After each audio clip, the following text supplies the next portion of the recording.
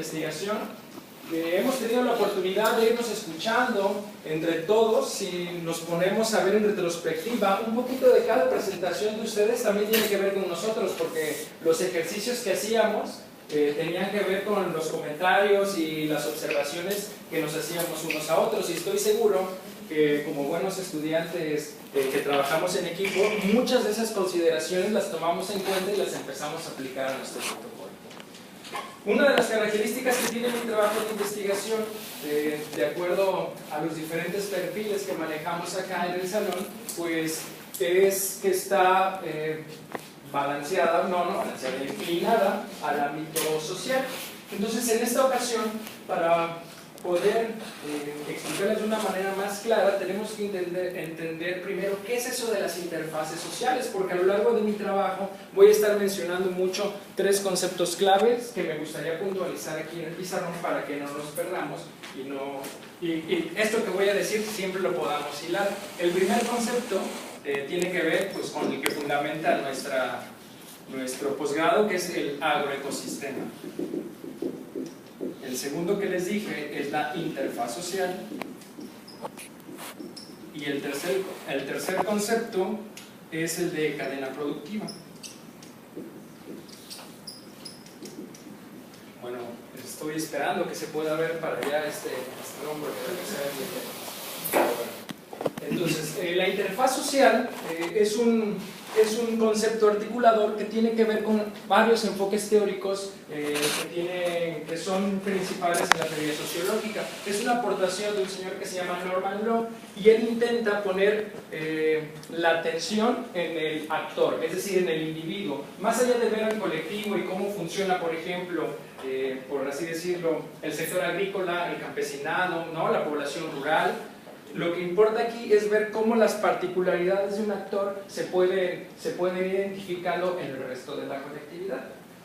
Entonces las interfaces sociales vienen a ser como campos, como pequeñas esferas que se van dando entre los diferentes rubros. ¿Hay aquí alguna compañera que trabaje cadenas de valor? Porque no está Mónica. ¿Alguien más trabaja cadenas de valor o cadenas de producción, no? Usted, Ingrid, por ejemplo, ¿podría decirme cuáles son los eslabones de tu cadena de producción? ¿2 o 3? Pues parte de esta figura, pero en las investigaciones habla de proveedores y productores. Por ejemplo, entre proveedores y productores pues hay negociaciones, conflictos, intereses de por medio, que a la vez están vinculados pues con otros factores de la sociedad. Por ejemplo, el mercado, las políticas de cierto mercado, dependiendo del territorio donde esté situado la cadena que vamos a analizar o estas interfaces, pues se van a generar ¿qué cosas? Esas diferentes intersecciones, ¿no? ¿Qué es lo que va a componer la interfaz? Después tenemos lo de la cadena productiva, que son esos componentes que conforman la cadena, en este caso del café. Bueno, a grandes rasgos, una introducción: más de 130 kilómetros de nuestro territorio, según Cifiplan, pues está destinado a la agricultura. Precisamente lo que tiene que ver con el café es que estas zonas donde se muestra el mayor rendimiento, la mayor venta, por ejemplo, de café, casualmente la población o la comunidad que está en esas zonas pues no presenta esta bonanza y estos beneficios. Parece que los lugares donde está la prosperidad no es justamente en los lugares primarios, ¿no? Donde se obtienen estos insumos.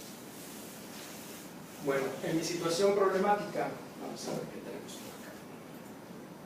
La situación problemática, bueno, 3 dimensiones son en las que encontré la pertinencia. Sería la ecológica. Por una parte, mi compañera ya lo comentaba, las buenas prácticas agrícolas. ¿Están familiarizados o han escuchado lo que son las buenas prácticas agrícolas? ¿Sí? ¿Todos sabemos qué son las buenas prácticas agrícolas? Bueno, entonces las buenas prácticas agrícolas, como saben, están cobrando ahora una especie de boom, porque muchas de las empacadoras, por ejemplo, que se dedican a exportar los productos, pues le están pidiendo a los pequeños y medianos productores que incorporen estas buenas prácticas agrícolas para su producción.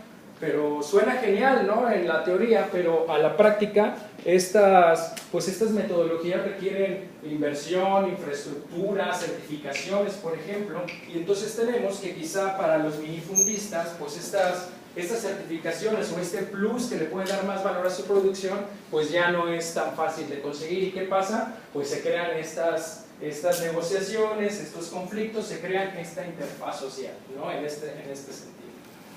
En la sección en la dimensión socioeconómica, ¿qué podemos encontrar? Bueno, les decía que una de las, a veces se supone que se llama la lógica del mercado, pero parece que esa lógica lo que menos tiene justamente es eso, ¿no? Cómo las dicotomías y las contradicciones que se presentan en este mercado, pues son las que van a determinar qué se cultiva, cuánto, ¿no? Inclusive cómo. Entonces, esa también viene a ser una problemática, los procesos de certificación, es decir, las demandas que se les hace a los eslabones de esta cadena. Más adelante nos encontramos con la política, que como sabemos, pues es ser parte de un territorio, ¿no? Tiene que ver con todo esto de las leyes, de un marco jurídico. Pues algunas políticas no benefician, por ejemplo, yo se los decía, no hay ningún beneficio para los agricultores que se esfuerzan por las buenas prácticas agrícolas que los que ocupan indiscriminadamente factores que afectan el medio ambiente. ¿Sí me explico? Es decir, por una parte se te pide que lo cuides, pero si lo cuidas y te esfuerzas e inviertes en eso, no tienes ningún beneficio de hacerlo, ¿sí? Cuando podríamos encontrar ahí quizá algún elemento para motivar a los productores, ¿no? De integrarse justamente en este manejo integral de plagas, en estas cosas que tienen que ver con la seguridad social, inclusive de los trabajadores.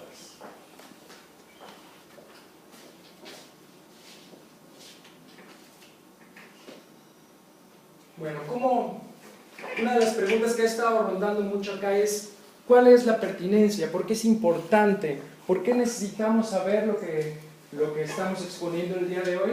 Bueno, pues en un primer caso, la necesidad ineluctable de revalorar lo que es el sector rural, ¿no? Lo tenemos en una situación marginal, cabe decirlo, y que son nuestros productores, inclusive son parte importante de la sociedad ancestral, ¿no? Todavía que empieza por ahí esta situación, como individuos también de nuestra sociedad.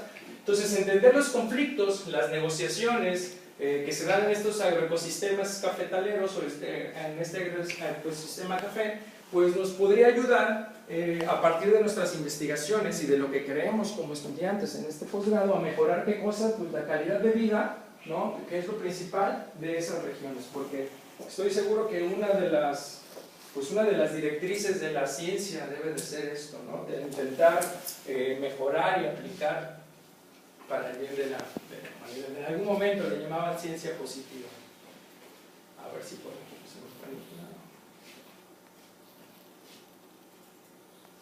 Bueno, viene lo más escabroso, que son las preguntas de investigación. Intenté ponerle en color rojo, ¿no? los conceptos principales que tenemos que ver si se hace esta triangulación que tanto esperamos y que tanto nos estamos esforzando por conseguir.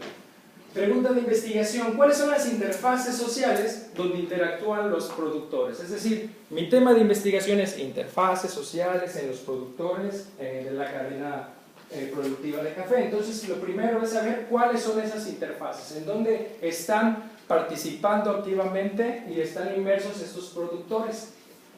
¿Cuáles son las discontinuidades que se crean en estas interfaces? Bueno, las discontinuidades son entendidas como esos procesos que se derivan a partir de las negociaciones, de los conflictos, de los acuerdos. Entonces, querría saber cuáles son justamente y en qué interfaces se crean. Y finalmente, cuáles son las estrategias de los productores para afrontar las contradicciones o las exigencias que crea el mercado. Esas son mi pregunta principal, por así decirlo, las derivadas.